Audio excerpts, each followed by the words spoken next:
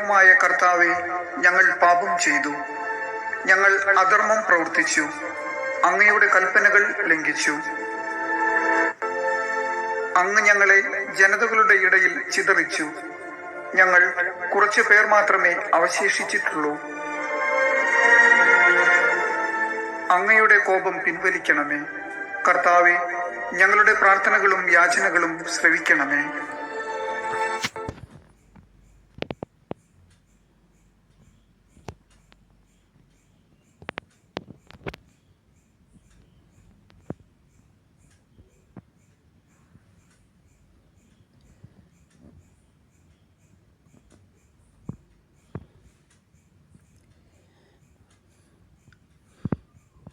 നല്ലൊരു ചിന്ത. ഗുരുവിനോട് രാജാവ് ചോദിച്ചു, മരിക്കാതിരിക്കാൻ എന്തു ചെയ്യണം?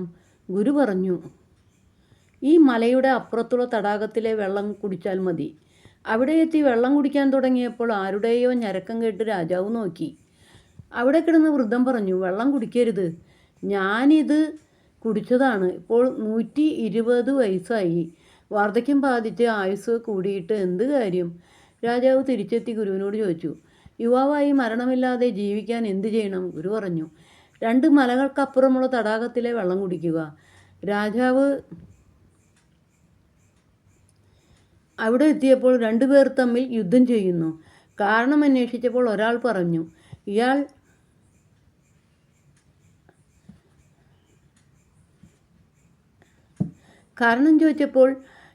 ഒരാൾ പറഞ്ഞു, ഇയാൾ എൻ്റെ അച്ഛനാണ്. എനിക്ക് 100 വയസ്സായിട്ടും സ്വത്തിൻ്റെ വീതം നൽകിയിട്ടില്ല. മറ്റേയാൾ പറഞ്ഞു, അതിന് എനിക്ക് എൻ്റെ അച്ഛൻ വീതം നൽകിയിട്ടില്ല, എനിക്ക് 130 വയസ്സായി. രാജാവ് തിരിച്ചെത്തി ഗുരുവിനോട് പറഞ്ഞു, മരണം അത്യാവശ്യമാണെന്ന് എനിക്ക് മനസ്സിലായി. ഉണ്ടായതൊക്കെ നശിക്കുകയും ഇല്ലാതിരുന്നതൊക്കെ പുതുതായി രൂപമെടുക്കുകയും ചെയ്യുന്നു എന്നതിലാണ് ജീവിതത്തിൻ്റെ മനോഹാരിത. കൃത്യമായ സമയപരിധി ഓരോ ജീവിതഘട്ടത്തിനും തീരുമാനിക്കപ്പെട്ടിട്ടുള്ളത് കൊണ്ടാണ് ശൈശവത്തിൻ്റെയും ബാല്യത്തിൻ്റെയും കൗമാരത്തിൻ്റെയും യൗവനത്തിൻ്റെയും വാർദ്ധക്യത്തിൻ്റെയും ഭൗതിക വൈകാരിക ചേരുവകൾ എല്ലാവർക്കും അനുഭവവേദ്യമാകുന്നത്. ആയുസ് മൊത്തം ശിശുവായിരുന്നാൽ എങ്ങനെ കൗമാര യൗവന വികാരങ്ങൾ ആസ്വദിക്കും? ജന്മം മുഴുവൻ വാർദ്ധക്യമായിരുന്നാൽ എത്രനാൾ മണ്ണിൽ ഇഴയേണ്ടി വരും? ജീവിതത്തിന് അവസാനമില്ലെങ്കിൽ അത്യാഗ്രഹത്തിനും അസൂയയ്ക്കും സ്വാർത്ഥതയ്ക്കും ഒന്നും അവസാനമില്ലാതാവും. എല്ലാം ഉപേക്ഷിച്ച് ഒരു നാൾ മടങ്ങേണ്ടി വരുമെന്ന ചിന്തയാണ് മനുഷ്യനെ കുറച്ചുകൂടി എളിമയും നന്മയുള്ളവനുമാക്കുന്നത്.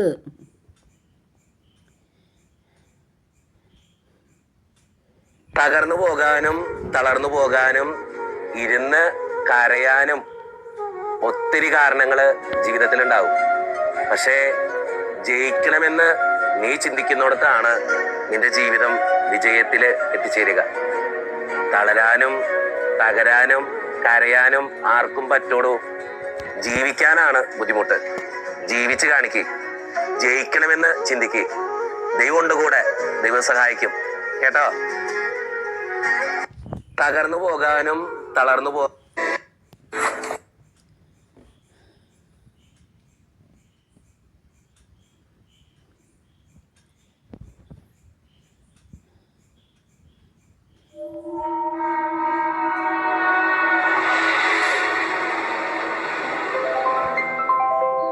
മതവും ആത്മീയതയും. എന്താണ് മതം? എന്താണ് ആത്മീയത? മതം എന്ന വാക്കിന്റെ അർത്ഥം അഭിപ്രായം എന്ന് മാത്രം. മതം ആത്മീയതയിലേക്ക് വഴി തുറക്കുന്ന സംവിധാനം. ആത്മീയത, ആത്മാവ് എന്ന വാക്കിന്റെ അർത്ഥം എങ്ങും വ്യാപിച്ചു നിറഞ്ഞിരിക്കുന്നത്, അതായത് എന്നിലും എല്ലാറ്റിലും നിറഞ്ഞു നിൽക്കുന്ന ചൈതന്യം. എൻ്റെ ആത്മീയത എന്ന് പറയുന്നത് എന്നെ സംബന്ധിക്കുന്നത് എന്നതാണ്. അതായത് ആത്മീയത ഈക്വൽ ടു അവനവന്റെ സത്തത്തെ അഥവാ ഉണ്മയെ സംബന്ധിക്കുന്നത്. അത് പരമമായ സത്യവുമായി ബന്ധപ്പെട്ട വിഷയമാണ്.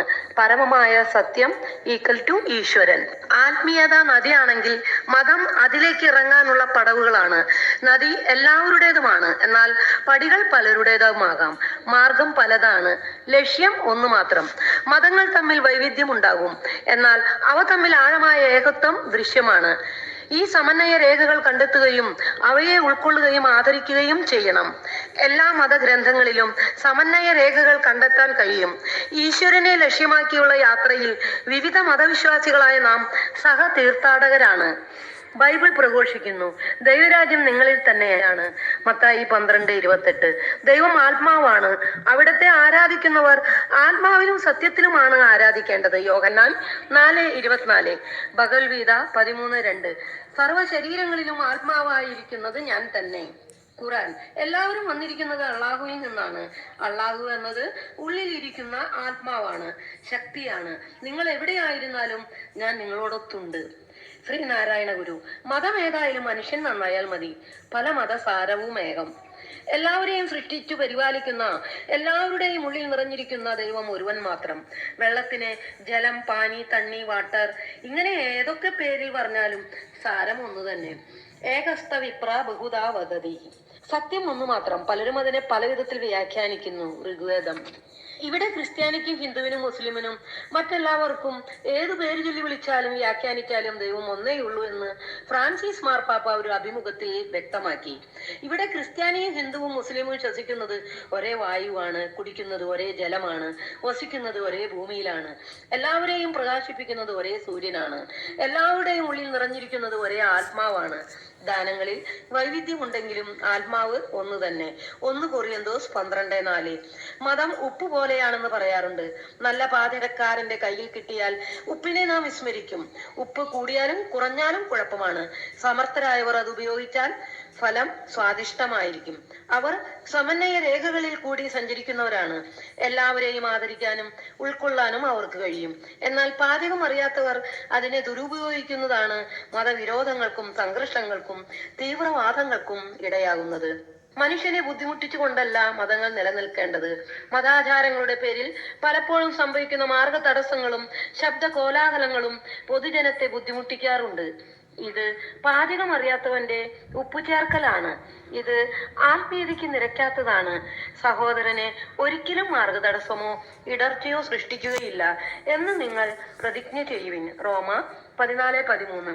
മതങ്ങൾ മനുഷ്യകുലത്തോട് ചെയ്ത ക്രൂരതയാണ് അവനവനിൽ കുടികൊള്ളുന്ന സ്നേഹസ്വരൂപനായ ഈശ്വരനെ അവന്റെ ശ്രദ്ധയിൽ നിന്ന് മറച്ചുവെച്ച് മനുഷ്യനിർമ്മിതമായ ബിംബങ്ങളിലും ആലയങ്ങളിലും പുണ്യസ്ഥലങ്ങളിലും സ്ഥാപിച്ച് ബാഹ്യമായ ആരാധനയ്ക്ക് പ്രാധാന്യം നൽകിയത്. ദൈവം മനുഷ്യനിർമ്മിതമായ ആലയങ്ങളിൽ അല്ല വസിക്കുന്നത്. അപ്പോസ്തലൻ പ്രവർത്തകർ 7:48, 17:24. അതുപോലെ അരൂപിയായ ദൈവത്തിന് മനുഷ്യരൂപം നൽകി. സ്നേഹസ്വരൂപനായ ദൈവത്തിന് മനുഷ്യ സ്വഭാവം നൽകി. മനുഷ്യരെ പ്രീതിപ്പെടുത്താൻ ഉപയോഗിക്കുന്ന മാർഗങ്ങൾ ദൈവത്തെ പ്രീതിപ്പെടുത്താൻ ഉപയോഗിച്ച് പഠിപ്പിച്ചു. ദൈവത്തിന് ഒരു ഭൗതിക രാജാവിന് ചേർന്ന സ്ഥാനം നൽകി. തെരഞ്ഞെടുക്കപ്പെട്ടവർക്കായി സ്വർഗവും തിരസ്കരിക്കപ്പെട്ടവർക്ക് നരകവും ഇടത്തരക്കാർക്ക് ശുദ്ധീകരണ സ്ഥലവും നിർമ്മിച്ചു നൽകി. ദൈവമക്കളായ മനുഷ്യരെ പാപി, അയോഗ്യൻ, ദാസൻ, ബലഹീനർ എന്നൊക്കെ മുദ്രകുത്തി. അതിനുള്ള പരിഹാരത്തിനായി അവരെ ചൂഷണം ചെയ്യുന്ന സ്ഥിതിവിശേഷമുണ്ടായി. അതിന് അനുയോജ്യമായ പ്രാർത്ഥനകളും ആചാരാനുഷ്ഠാനങ്ങളും വിശ്വാസ പ്രമാണങ്ങളും രൂപപ്പെടുത്തി. ഉള്ളിലെ ഈശ്വര സാന്നിധ്യത്തെ തിരിച്ചറിയാതെ പുറമേയുള്ള ഈശ്വരനോടും വിശുദ്ധരോടും പ്രാർത്ഥിച്ച് കാര്യങ്ങൾ സാധിച്ചെടുക്കുന്ന സംസ്കാരം വളർത്തിയെടുത്തു. എല്ലാം അറിയുന്നവനും സർവശക്തനും പരമസ്നേഹ സ്വരൂപനുമായ തമ്പുരാനെ നമ്മുടെ ആവശ്യങ്ങളുടെ നീണ്ട പട്ടിക ആവശ്യമുണ്ടോ? നമ്മെ പൂർണ്ണമായി ആ തമ്പുരാന്റെ ഹിതത്തിന് വിട്ടുകൊടുക്കുന്ന ഒരു സമർപ്പണ സംസ്കാരം വളർത്തിയെടുക്കുകയല്ലേ വേണ്ടത്? വേണ്ടതെല്ലാം വേണ്ട സമയത്ത് അവിടുന്ന് നൽകിക്കൊള്ളും. ഇന്ന് പൊതുവെ മതത്തിന്റെ പേരുകൾ ആത്മീയതയിൽ നിന്ന് വഴുതി മാറിപ്പോകുന്ന കാഴ്ച വേദനാജനകമാണ്. മതം കുറെ ആചാര അനുഷ്ഠാനങ്ങളുടെയും നിയമങ്ങളുടെയും പാരമ്പര്യങ്ങളെയും കടുംപിടുത്തത്തിൽ കുടുങ്ങിപ്പോകുന്നു. നിയമാനുഷ്ഠാനം വഴി ഒരുവനും നീതീകരിക്കപ്പെടുന്നില്ല. ഗലാത്തിയ 2:16. ആത്മീയതയ്ക്ക് നിരക്കാത്ത അധികാരമോഹവും രാജകീയ വേഷവിധാനങ്ങളും ധനത്തോടുള്ള ആർത്തിയും അധാർമിക രാഷ്ട്രീയ കൂട്ടുകെട്ടുകളും അഴിമതിയും വർദ്ധിച്ചു വരുന്നു. തൻഫലമായി പുതുതലമുറയും സ്വതന്ത്രമായി ചിന്തിക്കുന്നവരും ആത്മീയതയിൽ നിന്ന് അകന്നു പോകുന്നെങ്കിൽ അതിന്റെ കാരണം വേറെങ്ങും തികഞ്ഞിട്ട് കാര്യമില്ല. മതമാണ് മനുഷ്യനെ ആത്മീയതയിലേക്ക് നയിക്കേണ്ടത്. എന്നാൽ ഇപ്പോൾ മനുഷ്യനാണ് മതത്തെ നയിക്കുന്നത്. കാളയാണ് വണ്ടി വലിക്കേണ്ടത്. എന്നാൽ വണ്ടി കാളയെ വലിച്ചാലോ എല്ലാം തലകുത്തി മറയും. മനുഷ്യൻ മതത്തെ നയിക്കുന്നത് കൊണ്ടാണ് ആത്മീയത താളം തെറ്റുന്നത്. എന്നാൽ ഫ്രാൻസിസ് മാർപ്പാപ്പയുടെ ജീവിതശൈലിയും നയങ്ങളും ലോക ജനതയിൽ വലിയ പ്രതീക്ഷ നൽകുന്നുണ്ട്. എല്ലാ മതങ്ങളെയും ആദരിക്കാനും പരസ്പര സഹോദര്യവും സഹകരണവും വളർത്താനും അദ്ദേഹം ആഹ്വാനം ചെയ്യുന്നു. ദൈവം എല്ലാവരുടേതുമാണെന്ന് ആണെന്ന് അദ്ദേഹം വ്യക്തമാക്കി. ഇതുപോലുള്ള നല്ല പാചകക്കാർ വരും തലമുറയ്ക്ക് വെളിച്ചം പകരട്ടെ എന്ന് നമുക്ക് പ്രാർത്ഥിക്കാം. ലോകത്തിന്റെ പ്രകാശം. ദൈവം പ്രകാശമാണ്. 1 യോഹന്നാൻ 1:5. യേശു പറഞ്ഞു, ഞാൻ ലോകത്തിന്റെ പ്രകാശമാണ്. യോഹന്നാൻ 8:12-9:5. നിങ്ങൾ ലോകത്തിന്റെ പ്രകാശമാണ്. മത്തായി 5:14. ഈശ്വരനാകുന്ന പ്രകാശം എന്നിൽ തന്നെയാണ്. അതാണ് എന്റെ യഥാർത്ഥ സ്വരൂപം. അതിനെ അന്വേഷിക്കേണ്ടത് അത് ഉള്ളിടത്താണ്, ഉള്ളിലാണ്. നിങ്ങളുടെ ഉള്ളിലുള്ളവൻ ലോകത്തിലുള്ളവനേക്കാൾ വലിയവനാണ്. 1 യോഹന്നാൻ 4:4. നമ്മുടെ ആത്മീയ ജീവിതത്തിൽ നമ്മിലെ ദിവ്യതയെ തിരിച്ചറിയാതെ അവിടെയും ഇവിടെയും ഓടി നടക്കുന്ന കാഴ്ച സർവത്ര കാണാൻ കഴിയും. ഒരു വല്യമ്മച്ചി അർദ്ധരാത്രിയിൽ ഒരു വഴിവിളക്കിന്റെ ചുവട്ടിൽ അടിച്ചുവാരി എന്തോ തെരഞ്ഞുകൊണ്ടിരിക്കുന്നു. ഒരു വഴിപ്പോക്കൻ അമ്മച്ചിയോട് ചോദിച്ചു, എന്താ അമ്മച്ചി ഇവിടെ തിരയുന്നത്? അമ്മച്ചി, എന്റെ സൂചി പോയി, അത് തിരയുകയാണ്. അയാൾ ചോദിച്ചു, എപ്പോഴാണോ സൂചി നഷ്ടപ്പെട്ടത്? അമ്മച്ചി, ഞാൻ തയ്ച്ചുകൊണ്ടിരുന്നപ്പോൾ. അയാൾ, എവിടെ ഇരുന്നോ അമ്മച്ചി തയ്ച്ചത്? അമ്മച്ചി, വീട്ടിലിരുന്നാ തയ്ച്ചത്. അയാൾ, അമ്മച്ചി അവിടെ തിരഞ്ഞോ? അമ്മച്ചി, അവിടെ ലൈറ്റ് പോയി. ഇതുപോലുള്ള തെരച്ചിലും ഓടി നടക്കലും അല്ലേ പലപ്പോഴും നമ്മുടെ ഭക്താനുഷ്ഠാനങ്ങളിൽ പ്രകടമാകുന്നത്. ദൈവത്തെ തേടിയുള്ള ഓട്ടം നിർത്തി അതിന്റെ യഥാർത്ഥ ഇരിപ്പിടത്തിൽ അന്വേഷിക്കാം. നിങ്ങൾ ദൈവത്തിന്റെ ആലയമാണെന്നും ദൈവാത്മാവ് നിങ്ങളിൽ വസിക്കുന്നുവെന്നും നിങ്ങൾ അറിയുന്നില്ലേ? 1 കൊരിന്ത്യർ 3:16.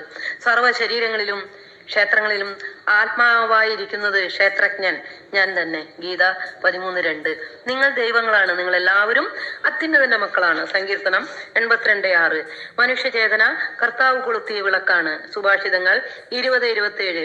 സർവ്വചരാചരങ്ങളെയും സൃഷ്ടിച്ചു പരിപാലിക്കുന്ന സർവശക്തനും പരമസ്നേഹ സ്വരൂപനായ സർവേശ്വരൻ വസിക്കുന്ന ഇടമാണ് നമ്മുടെ ശരീരം.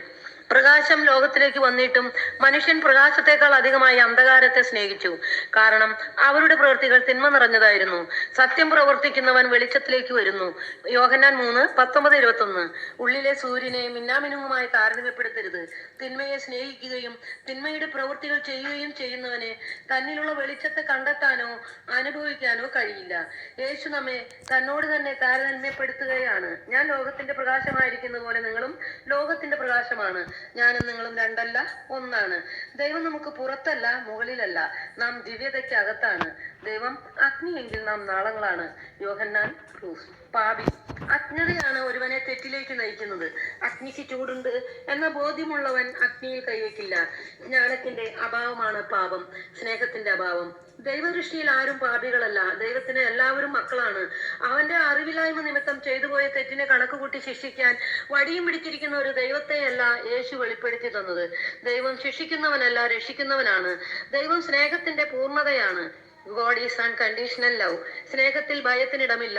ലോകത്തിൽ പാപം എന്ത് എന്ന ചോദ്യത്തിന് യേശു മറുപടി പറഞ്ഞു, പാപം എന്നൊന്നില്ല. പാപം ഉണ്ടാക്കുന്നത് നിങ്ങളാണ്. മേരി മഗ്ദലനയുടെ സുവിശേഷം. കാണാതായ ആടിനെ അന്വേഷിക്കുകയും കണ്ടെത്തുമ്പോൾ അത്യധികം സന്തോഷിക്കുകയും ചെയ്യുന്ന സ്നേഹനിധിയായ ഒരു ആട്ടിടയനോടാണ് യേശു ദൈവത്തെ താരതമ്യപ്പെടുത്തുന്നത്. ലൂക്ക 15:4-7. അതുപോലെ 10 നാണയങ്ങളിൽ നഷ്ടപ്പെട്ട ഒരു നാണയം അന്വേഷിച്ച് കണ്ടെത്തുമ്പോൾ അതിൽ അത്യധികം സന്തോഷിക്കുന്ന സ്ത്രീയോട് ദൈവത്തെ സാമീപ്യപ്പെടുത്തുന്നു. ലൂക്ക 15:8-10. ചെയ്തുപോയ തെറ്റിനായവരൊക്കെ അതിൽ കുടുങ്ങിക്കിടക്കാതെ നമ്മിൽ കുടികൊള്ളുന്ന സ്നേഹപിതാവിലേക്ക് മനസ്സ് തിരിച്ച് പിതാവിന്റെ സൗഭാഗ്യത്തിൽ ലയിച്ചു ചേരാനുള്ള ആഹ്വാനമാണ് ധൂർത്തപുത്രന്റെ ഉപമയിലൂടെ യേശു വെളിപ്പെടുത്തുന്നത്. പാപി, വഴിപിഴച്ച അവസ്ഥയിലായ വ്യക്തി. വ്യഭിചാരത്തിൽ പിടിക്കപ്പെട്ട സ്ത്രീയെ കല്ലെറിഞ്ഞു കൊല്ലണമെന്ന് മത നേതൃത്വത്തിന്റെ വിധി നടപ്പാക്കാൻ യേശുവിന്റെ അടുത്ത് കൊണ്ടുവന്നപ്പോൾ അവരുടെ കാപട്യം മനസ്സിലാക്കി യേശു പറഞ്ഞു, നിങ്ങളിൽ പാപമില്ലാത്തവൻ ആദ്യത്തെ കല്ലെറിയട്ടെ. എന്നാൽ അവളെ കല്ലെറിയാൻ ഒരു വിധി കർത്താവിന്റെയും കൈ ഉയർന്നില്ല. യേശു അവളോട് പറഞ്ഞു, ഞാനും നിന്നെ വിധിക്കുന്നില്ല, മേലിൽ പാപം ചെയ്യരുത്. യോഹന്നാൻ 8:1-11. യേശു തന്റെ മുഖത്ത് തുപ്പിയവരെയും ക്രൂശിച്ചവരെയും പാപി എന്ന് വിളിച്ച് തള്ളിക്കളഞ്ഞില്ല. അവർക്ക് വേണ്ടി പിതാവിനോട് പ്രാർത്ഥിക്കുന്ന രംഗമാണ് നാം വായിക്കുന്നത്. പിതാവേ, അവരോട് ക്ഷമിക്കണമേ, അവർ ചെയ്യുന്നതെന്ത് അവർ അറിയുന്നില്ല. ലൂക്ക 23:34. അറിവില്ലായ്മ പാപമല്ല. യേശുവിനോട് കൂടി ക്രൂശിക്കപ്പെട്ട 2 കള്ളന്മാരിൽ ഒരുവൻ തന്റെ മനസ്സ് യേശുവിലേക്ക് തിരിക്കുന്നതായും അയാളെ യേശു തന്നിലേക്ക് ചേർക്കുന്നതായും വായിക്കുന്നുണ്ട്. ഏത് ചെളിക്കുഴിയിൽ വീണുപോയവനാണെങ്കിലും മനസ്സ് തന്നിൽ കുടികൊള്ളുന്ന ഈശ്വര സാന്നിധ്യത്തിലേക്ക് തിരിക്കാൻ തയ്യാറായാൽ അവിടുന്ന് സ്നേഹപൂർവ്വം സ്വീകരിക്കും. വിശുദ്ധ ഗ്രന്ഥം ഉടനീളം പറയുന്നു, നിങ്ങൾ ദൈവമക്കളാണ്. 1 യോഹന്നാൻ 3:1. 2 കൊരിന്ത്യർ 6:18. ഒരു രാജകുമാരനെ എടാ ദരിദ്രവാസി തെണ്ടി എന്ന് വിളിച്ചാൽ അത് രാജാവിനോ രാജകുമാരനോ ഉൾക്കൊള്ളാൻ പറ്റുമോ? അങ്ങനെയെങ്കിൽ രാജാതി രാജന്റെ മക്കളായ മനുഷ്യരെ പാപികൾ, മഹാഭാവികൾ, ബലഹീനർ എന്ന് വിളിക്കുന്നത് എത്രയോ വലിയ തെറ്റാണ്. ആചാരാനുഷ്ഠാനങ്ങളിലും പ്രാർത്ഥനയിലും പാപി, ബലഹീനൻ, അയോഗ്യൻ എന്നെല്ലാം എഴുതി വെച്ച് മനുഷ്യരെ കൊണ്ട് ആവർത്തിച്ചു ചൊല്ലിക്കുന്നു. അങ്ങനെ മനുഷ്യരെ ജീവിതകാലം മുഴുവൻ പാപികളും ബലഹീനരുമാക്കി വെച്ചുകൊണ്ടിരിക്കുന്നത് എത്രയോ വലിയ അപരാധമാണ്. നന്മയുടെ അഭാവമാണ് പാപം, ജ്ഞാനത്തിന്റെ അഭാവം. പാപം പരമാത്മക പതനം, ഇതി പാപം. പരമതത്വമായ ഒന്നിൽ നിന്നുള്ള പതനം, അവനവനെ തളർത്തുന്നതാണ് പാപം. അതൊരു സ്വയം വീഴ്ചയാണ്. യുദ്ധക്കളത്തിൽ തളർന്നു വീണ അർജുനനോട് ഭഗവാൻ ശ്രീകൃഷ്ണൻ പറഞ്ഞു, ധർമ്മയുദ്ധം നീ ചെയ്യുന്നില്ല എങ്കിൽ നിന്റെ കീർത്തിയെല്ലാം നഷ്ടപ്പെട്ട് നിനക്ക് പാപമുണ്ടാകും. ആത്മജ്ഞാനം ലഭിച്ചവന് പിന്നെ പാപവുമില്ല, പുണ്യവുമില്ല, സ്വർഗവുമില്ല, നരകവുമില്ല. ഈശ്വര അവബോധത്തിലേക്ക് വളരുക എന്നതായിരിക്കട്ടെ നമ്മുടെ ലക്ഷ്യം. അനന്തമായ ഈശ്വരനെ ചൈതന്യം നമ്മിൽ നിറഞ്ഞിരിക്കുമ്പോൾ നാം തളർന്ന് ജീവിക്കേണ്ടവരാണോ? നാം നമ്മിലെ ദിവ്യ സാന്നിധ്യത്തെ തിരിച്ചറിയുമ്പോൾ പാപി, അയോഗ്യൻ, ദാസൻ ഈ വിധ പ്രയോഗങ്ങൾ അവസാനിക്കും. അവിടുന്ന് നമ്മിൽ ആരിൽ നിന്നും അകലെയല്ല. അപ്പോസ്തല പ്രവർത്തകർ 17:27. യേശു പറഞ്ഞു, നിങ്ങൾ ലോകത്തിന്റെ പ്രകാശമാണ്. മത്തായി 5:14. അവിടുന്ന് വീണ്ടും പറഞ്ഞു, ഞാൻ ലോകത്തിന്റെ പ്രകാശമാണ്. യോഹന്നാൻ 8:12, 9:5. ഞാനും പിതാവും ഒന്നായിരിക്കുന്നത് പോലെ അവരും നമ്മിൽ ആയിരിക്കുന്നു. യോഹന്നാൻ 17:21. നമുക്ക് വേണ്ടത് പാപബോധമല്ല, ഈശ്വരബോധമാണ്. ദൈവമക്കളെ പാപി എന്ന് മുദ്രകുത്തി അതിന്റെ പരിഹാരത്തിനായി ആത്മീയ കച്ചവടം നടത്തുന്നതിന് പകരം അവൻ ദൈവ അംശമാണെന്ന സത്യം വെളിപ്പെടുത്തി കൊടുത്തിരുന്നെങ്കിൽ.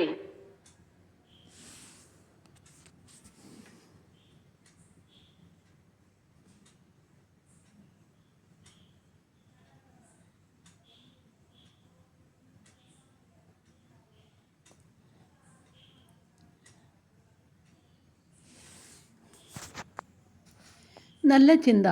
ആശ്രമത്തിലെ രണ്ട് മുറികൾ ചൂണ്ടിക്കാട്ടി അവ എന്തുകൊണ്ടെങ്കിലും നിറയ്ക്കാൻ ഗുരു തൻ്റെ 2 ശിഷ്യന്മാരോട് ആവശ്യപ്പെട്ടു. ആദ്യത്തെയാൾ വൈക്കോൽ കൊണ്ടുവന്ന് ഒരു മുറി നിറച്ചു. രണ്ടാമൻ അടഞ്ഞു കിടന്നിരുന്ന മറ്റേ മുറിയുടെ ജനലുകളും വാതിലുകളും തുറന്നിട്ടിട്ട് ഒരു ചന്ദനത്തിരി കത്തിച്ചു വെച്ച് അവിടെ ഇരുന്ന് പ്രാർത്ഥനാഗീതങ്ങൾ ആലപിക്കാൻ ആരംഭിച്ചു. അങ്ങനെ ആ മുറി പ്രകാശം കൊണ്ടും സുഗന്ധം കൊണ്ടും പ്രാർത്ഥന കൊണ്ടും നിറഞ്ഞു. ഒരാൾ നടത്തുന്ന തെരഞ്ഞെടുപ്പുകളെ നിരീക്ഷിച്ചാൽ അയാളുടെ മൂല്യങ്ങളും മുൻഗണനകളും സ്വഭാവവും വ്യക്തമാകും. താൽപ്പര്യങ്ങളും മുൻഗണനകളുമാണ് ഒരാളുടെ തെരഞ്ഞെടുപ്പുകളിലൂടെയും പ്രവൃത്തികളിലൂടെയും പുറത്തു വരുന്നത്. മധുരം ഇഷ്ടമുള്ളയാൾ വിളമ്പി വച്ചിരിക്കുന്ന വിഭവങ്ങൾക്കിടയിൽ നിന്ന് മധുരം തന്നെ തേടും. നീലനിറം ഇഷ്ടപ്പെടുന്നവർ ധരിക്കുന്ന വസ്ത്രങ്ങളിൽ നീലയുടെ നിഴലെങ്കിലും ഉണ്ടായിരിക്കും. സ്വന്തം താൽപ്പര്യങ്ങളുടെ സാധ്യതകൾക്ക് അപ്പുറത്തേക്ക് വളരുക അസാധ്യം. തെരഞ്ഞെടുപ്പുകളെ നിയന്ത്രിക്കണമെങ്കിൽ ആഗ്രഹങ്ങളെ നിയന്ത്രിക്കാനാകണം. പ്രവൃത്തികളെ തിരുത്താനുള്ള ഏറ്റവും ഫലപ്രദമായ മാർഗം മനസ്സിനെ തിരുത്തുക എന്നതാണ്.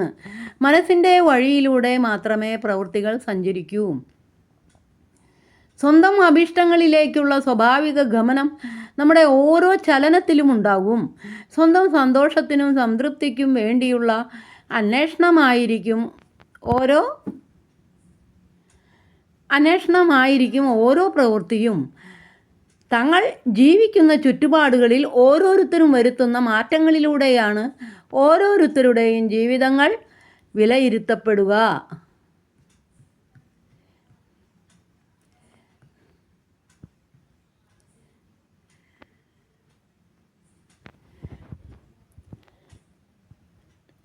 എൻ്റെ ബുക്ക് പിടിച്ച് ടീച്ചറും എൻ്റെ പേരക്കുട്ടിയും.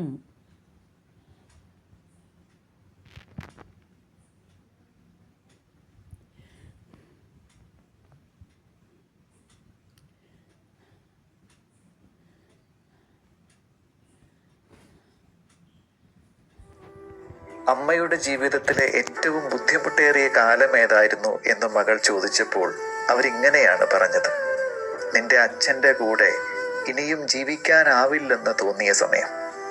അന്നെന്നെ അവിടെ പിടിച്ചു നിർത്തിയത് സ്നേഹമായിരുന്നില്ല, നിങ്ങളായിരുന്നു.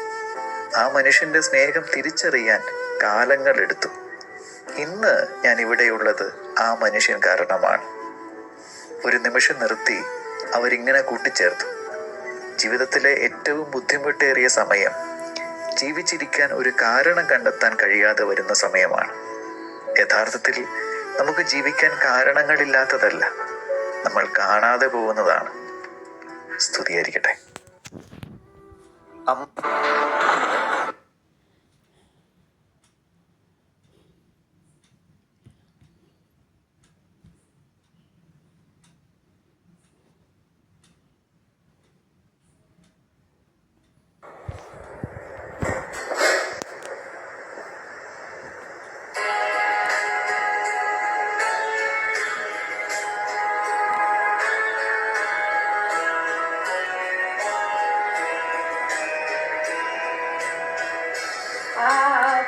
ആകാശങ്ങളിൽ വിരിക്കും ഞങ്ങളുടെ അനശ്വരനായ പിതാവേ, അവിടുത്തെ നാമം വാഴ്ത്തപ്പെടണമേ,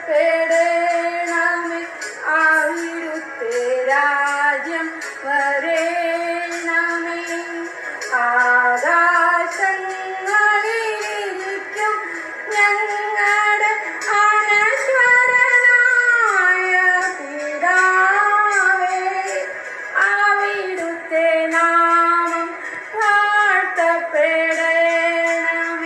അവിടുത്തെ രാജ്യം വരേണമേ.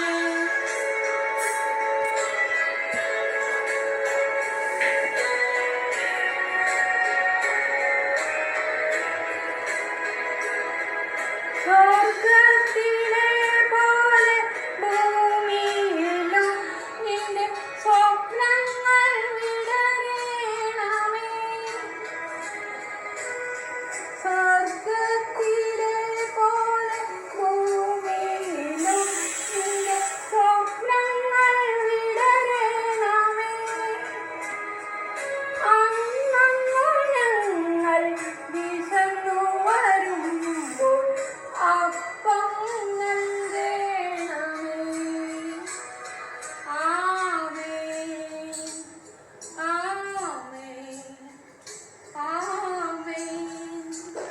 ആകാശങ്ങളിൽ വിരിക്കും ഞങ്ങളുടെ അനശ്വരനായ പിതാവേ, അവിടുത്തെ നാമം വാഴ്ത്തപ്പെടണമേ, അവിടുത്തെ രാജ്യം വരേണമേ.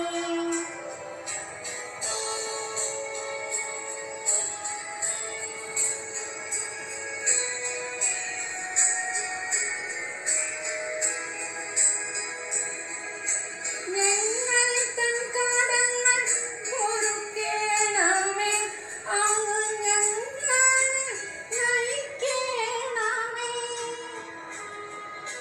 ഞങ്ങൾ തൻ കടങ്ങൾ പൊറുക്കേണമേ, അങ്ങ് ഞങ്ങളെ നയിക്കേണമേ. അഗ്നിപരീക്ഷയിൽ വീഴാതെ ഞങ്ങളെ രക്ഷിച്ചിടണമേ.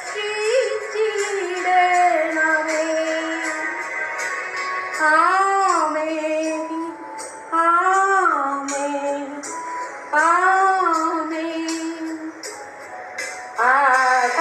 ആകാശങ്ങളിൽ വിരിക്കും ഞങ്ങളുടെ അനശ്വരനായ പിതാവേ, അവിടുത്തെ നാമം വാഴ്ത്തപ്പെടണമേ, അവിടുത്തെ രാജ്യം വരേണമേ. ആകാശങ്ങളിലിരിക്കും ഞങ്ങളുടെ അനശ്വരനായ പിതാവേ, അവിടുത്തെ നാമം വാഴ്ത്തപ്പെടണമേ, അവിടുത്തെ രാജ്യം വരേണമേ. എല്ലാവർക്കും നല്ലൊരു ദിവസം ആശംസിക്കുന്നു. Good afternoon.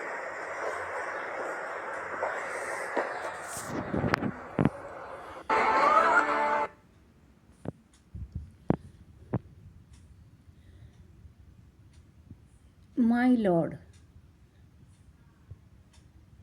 my Redeemer, my life, my Master, my piece, my refuge, my Xavier, my comfort, my friend, my strength Jesus. എല്ലാവർക്കും നല്ലൊരു ദിവസം ആശംസിച്ചുകൊണ്ട് പ്രാർത്ഥനയോടെ ഗുഡ് നൈറ്റ്.